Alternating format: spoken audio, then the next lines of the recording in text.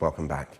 Well, after more than 3 months without trading, the Big Issue will be back on sale across the UK today.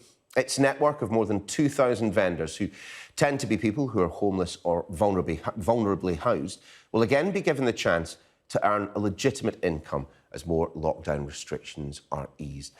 John Bird, founder of The Big Issue, joins us now live from Cambridgeshire. John, really good to see you this morning.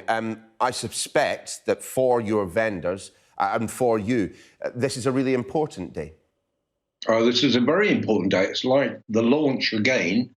29 years ago, we launched it, and now we're relaunching it. And it's an incredible effort. I think more work has gone into what's happened in the last 3 months than we did even when we first started, because we've been working with our vendors, we've been supporting our vendors as we've carried on, and also we've been preparing all the PPE and all the safety efforts so that when people buy from our vendors, they're not in any way contaminated.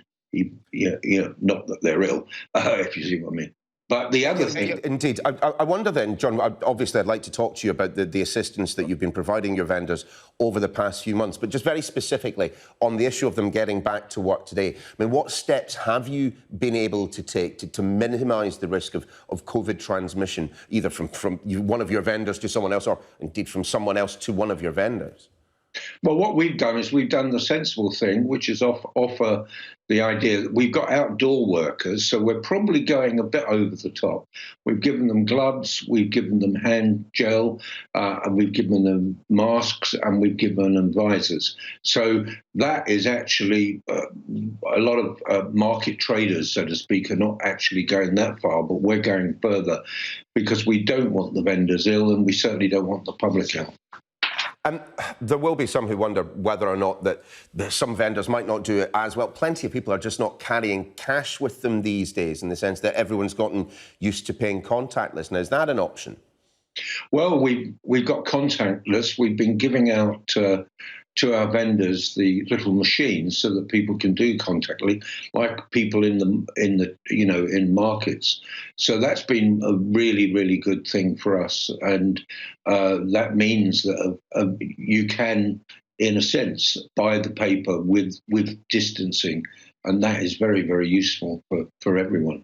Very useful indeed. John, just give us an idea of how difficult the past 3 months have been for your vendors. They're either homeless or generally they're homeless or vulnerably housed. I mean, one can't imagine that the housing situation has gotten any better over the 3 months of lockdown.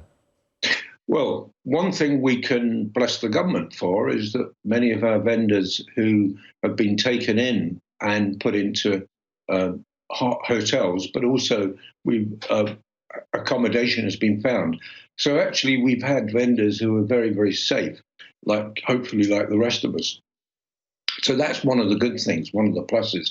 What has been really difficult is knowing whether or not we are going to weather this storm, because if the Big Issue goes, then the chance of earning an honest living on the streets disappears. And that would be the worst thing that could happen, because people would then return to begging and doing other things, which is not good for society. So we're a kind of crime prevention, social prevention mechanism. And that's one of the best things that we don't want to lose. So that's been really, really difficult. But I have to tell you that the public and certain companies have got behind us and given us support.